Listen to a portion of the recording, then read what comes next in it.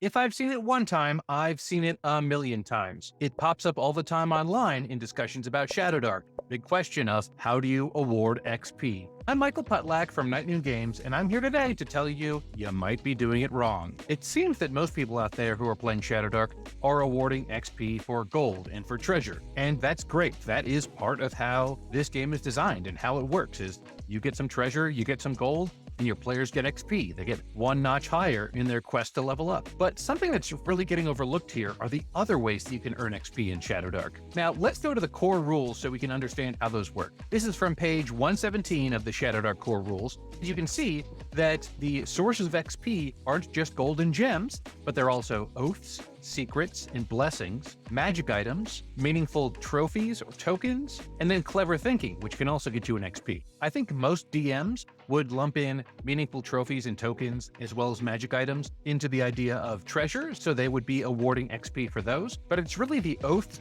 secrets, and blessings that get overlooked here. If you've been watching my Shadowdark session prep videos, you probably recognize the name Lord Percy. That's an NPC and the Lord of Mirkos. Now, when one of my players, Cesar Bond, met Lord Percy, he was able to discover some secrets about what was going on in the city and what happened to Lord Percy's family. And of course, I awarded XP for that since that's how the rules are. Before I really started playing Shadowdark seriously, one of my concerns about the system was it felt like it was going to take a really long time for players to level up. And I thought that because in 5e and in other fantasy systems, a lot of times you're getting XP for defeating monsters. And of course, that's not the case here. But then I realized just how liberal you're supposed to be with handing out XP in Shadowdark. People are a little confused about these rules because in the examples of handing out XP below this initial chart, there is a table for X for treasure quality, but there aren't any tables in there for XP for secret quality, for blessing quality. So I think that it's easy not to pay attention to those as much because it's already prescribed for you how much a bag of gold is worth or how much a magical sword is worth. So when it comes down to awarding XP for secrets and blessings, you're just going to have to use your best judgment as a GM to dole those out. Personally, I usually give out 1 XP for a decent secret. It has to get pretty big to start expanding to 2 or more XP for me. And then blessings is the same kind of thing. I was DMing recently and a player awoken this being that was in a pillar, right?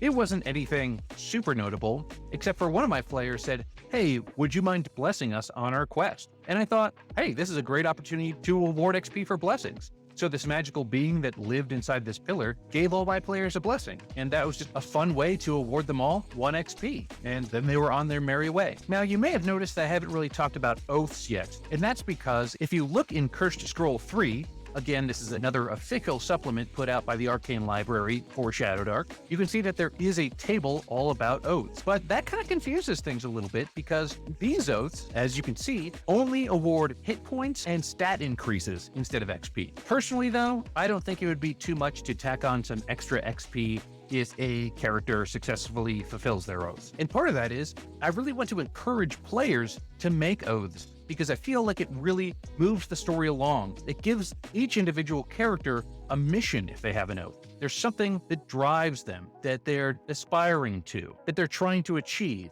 So if I can sweeten that pot a little bit for them and have them move their story along in a self-driven way, that just means it's less work for me as a DM. So because of that, I think oaths are super great. And if you're not using them in your game, you should definitely consider putting them in place. Even if you're not playing in a Viking setting like Cursed Scroll 3 is all about, you can really have players make oaths anywhere in your world. So how does this change your thoughts on giving out XP in Shadowdark? Are you going to change anything about how you do it?